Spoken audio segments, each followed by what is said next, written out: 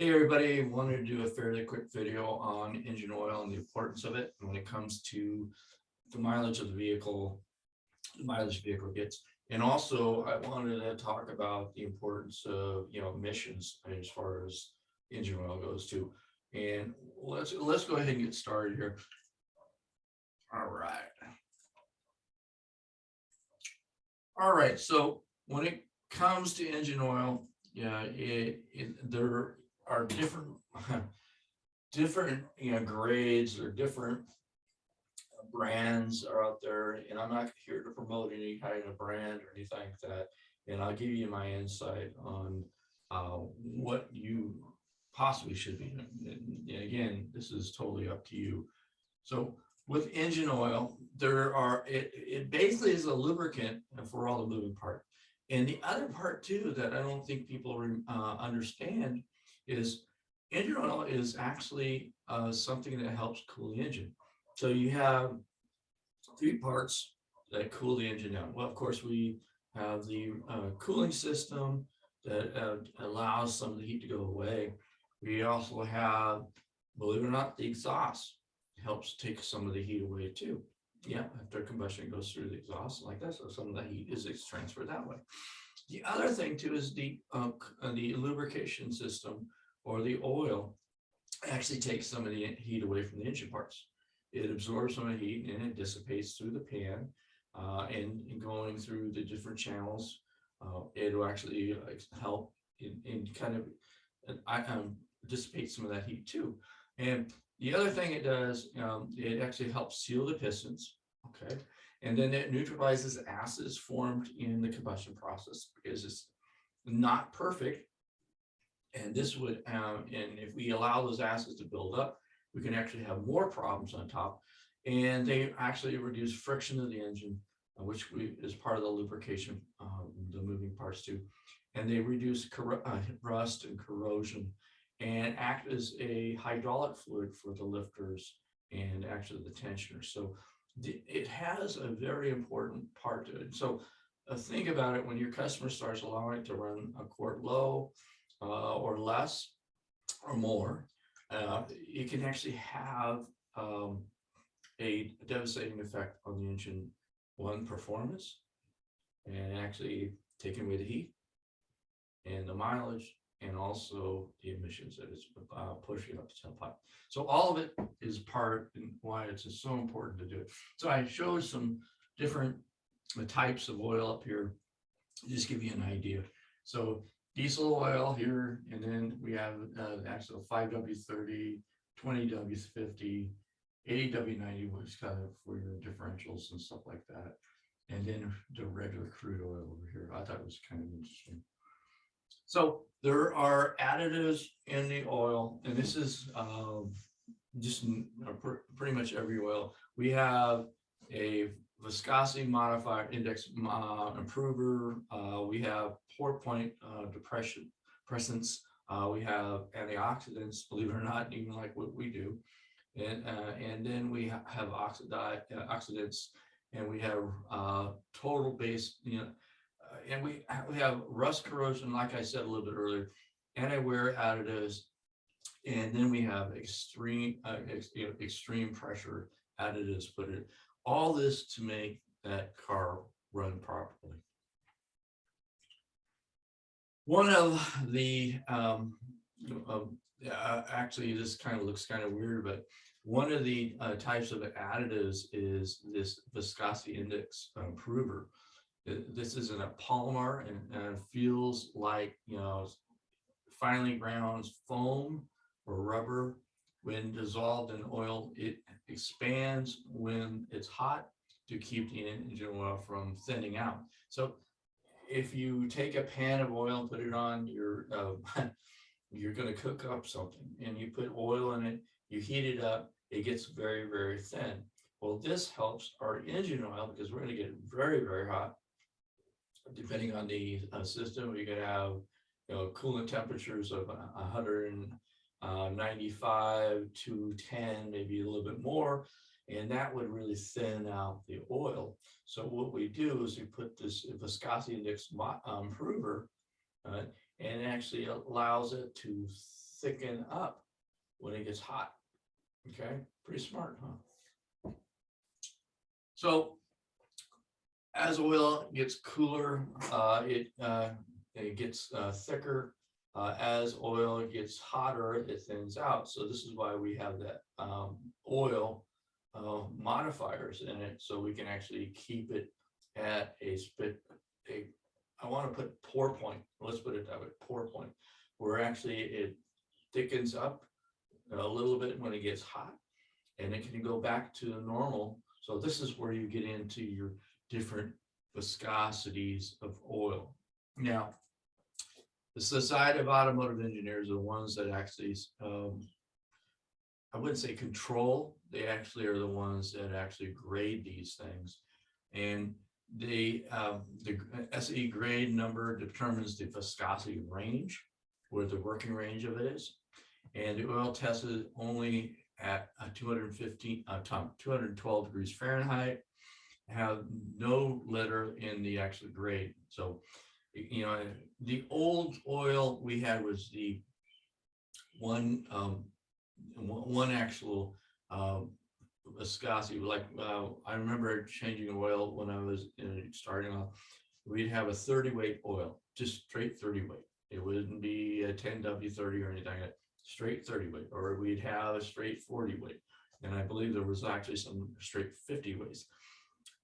Again, if it gets warm, it's going to thin out, and then it's not going to work as effectively. It's sealing. And as it is cold, it wasn't really doing its job either, because we want to get the oil where it's needed as quickly as possible. So when we have this viscosity range, we can actually get, when it's cold, we can actually get that oil to where it needs to be. And when it gets hot, we can actually thicken it up so it doesn't actually, you know, get so liquefied that it won't help, you know, seal the engine, cylinder rings, and it won't lubricate as well. Okay. So this is actually showing an actual picture that I got out of a book here, and it shows where the viscosity range is at. And it is, you know, a lot of times you can find them on the cap. Sometimes you can't. And you want to make sure that, you know, that cap is for that car, one, and want to make sure that the correct oil is put in it. So there's different oils out there. You know, even in my hybrid, I run a 0W20. That's because that was required for that vehicle. All right, so the American Petroleum Institute, or API, has this rating on it. Also work with manufacturers to develop engine oil performance classification. Oil are tested and rated in production automotive engines. Gasoline engine ratings begin with the letter S. So you can actually see the SM up here. Okay, I believe we're in SN now. And then when we get into diesel engines, they actually start with a C. So this is one of the gradings on it. So we have our SA grade right here, 10W40. Okay, and I got a little homework assignment for you. Tell me what the W means. Okay, tell me what the W means. Go look it up. Gasoline ratings start with an S, like I said before, and then the EPA. Okay, API will actually show the 10W40, 10W30, and then we have the API rating as SM. This was done with the manufacturer. So we have SA doing it. Then we have another rating, and this is actually considered an energy conserving oil here. Then we have another one, is the International Lubrication Standards and Approval Committee. Now, that's a big mouthful, right? Developed oil rating that consolidates the SA viscosity rating and the API quality rating. If the engine oil meets these standards, it gets the starburst, which I'll show you the starburst in just a minute here. And the rating on this one is in actually GF. So you can have GF5, GF6, So there's that starburst. This is that international or ILSA C rating. You can actually see that starburst. It means it's already certified for gasoline motors here. And then we have European ratings. This is under the ACEA, which is the Association of the European Automobiles. And they have their own rating on it. And if you look, it starts with an ACEA. It gives you the A3, B3, B3,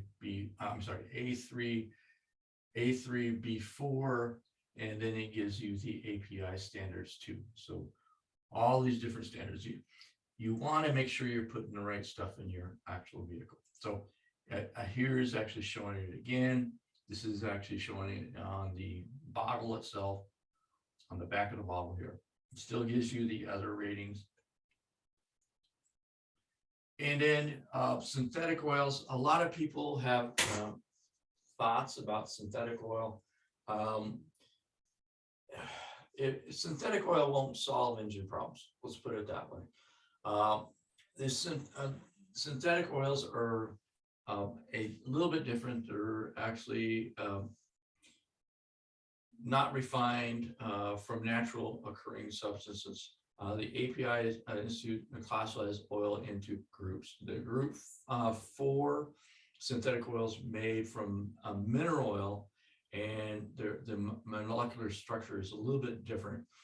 They have different oils called, I'll really mess up this, polyolefins and POAs include in like Mobile 1, which you see the picture of it right now.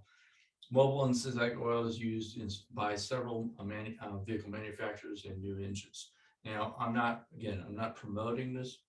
I just know that there is different types of you can have an actual standard type oil, which is from crude oil. You can have a synthetic oil, or sometimes you'll see a synthetic blend. Always put the oil that is recommended by the manufacturer in your vehicle. If you have a newer car that is got a brand new engine, you want to go by those guidelines. Now, I would even put the brand they want in there, because if there's any kind of engine failures, if they can pin it on the oil that you have in it, and they can test this oil, they send it to a lab. I've done it on the fleet side of it, things too. Napa does it for me, but you want to make sure you put the right, I'm just getting down to, you want to put the right oil in your vehicle so you don't have any problems in case there is an engine failure, and boom, you end up having to eat it from that part too. So synthetic oils, they have a different pour point to them, and synthetic oils can get where it needs to a little. I shouldn't say a little bit. It really does have a difference in it. I run synthetic oil in both my vehicles, but one is a 1998, one is a 2018. So they're right in that area. If I had an older car, and again, older cars, we want to make sure they get the right oil in them too, and might even have a high mileage oil in it like that. But the synthetic oil, the point I want to put out, the synthetic oils will actually flow a little bit better than the mineral type oils. This is kind of showing what I was talking about. So if you look at this in a picture in front of you right now, then it kind of demonstrates what I'm talking about. On a synthetic oil, all the molecules are about the same size. Okay. If you look at molecules on a regular mineral oil or a crude type oil, this is what they look like. So you can see why it could get to where it needs to a little bit better. Okay, a little bit faster. And then there's high mileage oils are sold, and some have zinc in them to help out. So high mileage, it depends on who you talk to. It can be 75,000 miles is considered high mileage, 80,000 miles, considered high mileage. But I wanted to make sure you understand, we have, again, we have catalytic converters, we have emissions systems on the car. If it's not safe for them, I would not put them in my car, okay? I have a 4Runner with over 200,000 miles on it, and I'm still running the oil, the type of oil that was recommended from the manufacturer, and I'm not using oil. If you're being sold that you have to put my high mileage oil into it, yeah, you don't have to do anything they tell you. You're the customer. All right, and then we have, I actually went back to the actual seal again.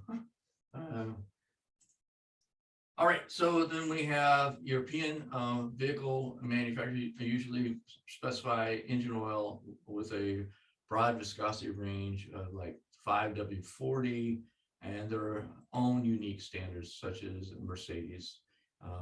If you look at Mercedes-Benz approval, again, it goes back to make sure you put the right stuff in the vehicle. You don't want to be caught out and putting the wrong stuff in there and later on have a warranty problem. And then we have to have the oil brands be what they call compatible. In other words, if I have a quart of, let's just say Mobil 1, but I can't get Mobil 1 for whatever reason, that viscosity, whatever. But this other brand has a synthetic oil that is actually the same, specifications on it. It has to be compatible. Let's put it that way. You have to be able to put another brand in. That way, it actually blends together properly. So it can't be, oh, you got to only use this, and that's all there is to it. And then we have some different types of, modifier. Some different types of oils that actually use a zinc additive. So like I said before, some of your high mileage has a zinc additive in it, but you can actually get the zinc additive separately itself. And some, say that they actually store the engine and all like that. But again, a lot of the oils already have zinc in them also. Oil filters. Let's talk a little bit about oil filters. So, we have oil filters. You have like, they take the larger debris. Let's put it that way. They're not perfect, and that's why you still, when you're dipping the dipstick, you can actually see a little bit of dirt and so on. And I want to make it clear too that because it's dirty, doesn't necessarily need to be changed. It's really that means the oil is doing its job. It's taking the debris, the dirt away, and it's going to transfer it over into the oil filter. You're never going, unless you're doing oil changes right on time, and you have a lot of freeway mileage going on, you're not going to see a fairly clear type oil. If it is, then I'd be questioning what's going on. Maybe the oil filter is not doing its job. And there's a lot of different types of oil filters out there. There's I've heard a lot of feedback on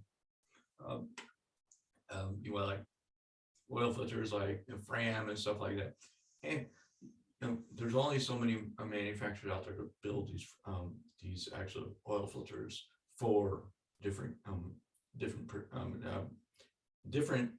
retailers and stuff like that. So please keep that in mind too. The idea of the oil filters is to actually trap large particles into the material. I'll show you what one looks like and cut apart in just a minute here. But it does, and depending on the brand you have, it does have a bypass mode, which is a good feature. You don't want it to plug up and not allow oil flow to go through anymore. Unless you have a shutdown engine. So here's an oil filter right here. You can actually see the material. Some of it's just like a paper, and some of them are actually be a fabric type thing. And you can see how it actually has a little check valve down at the bottom here to actually bypass it as it goes along too. And then you'll have some with cartridge type replacements. And cartridges have been around for years. My old 63 Chevy had a cartridge type setup, believe it or not. You would actually take a big old, kind of like a canister loose, and that shell would come down, and then there would be an actual oil filter inside. You would change the oil ring. You would actually change the actual filter material out, and then you would put a new one in, and you put it back up. And you want to make sure when you're changing out that you make sure you lube up all your rubber seals and stuff like that too. So this is a good example of a type of oil filter here too. So here we have a canister, and we have a removable filter cap. This fits down inside, and make sure they fit properly too. I've seen a few where this piece here won't fit down in the center hole. It is the incorrect one. And this one actually shows the oil pressure switch to feeding information back. All right, so how do we check oil levels? And this is going to be another thing I encourage you to do before you do any kind of testing too, is check to make sure it has enough oil in it. If it doesn't, you can have a lot of problems. You'll see on this here, it says min and maximum, and that's what it means. Now, after you change it, the oil, it should be somewhere around in this range. If it's all the way up to here, folks, you might have a problem. Okay, if you go up to this part, the max part, remember, fluids expand. You can actually expand out, and you can actually have some problems. We don't want you to lock up the motor or have any kind of engine damage. This is the for sure thing where more is better is not better. You want to keep it in this X area. Now, dipsticks are different. Some of the dipsticks will not show an XXX. They'll actually show a line here and a line here, and that's all you get out of it. You want to make sure it's in between the minimum and the maximum, like that. Or sometimes it says low and full, like that. All right, folks. So hopefully this is beneficial and give you some insights on engine oil. I will definitely appreciate any kind of additional information you have there. There's all kinds of videos out there. I just want to give you basics of engine oil, and we'll be talking to you a little bit soon. All right. If you have any questions, feel free to reach out to me, and I'd be more than happy, or leave a comment down below, and I will be talking to you soon. Take care now. Bye for now.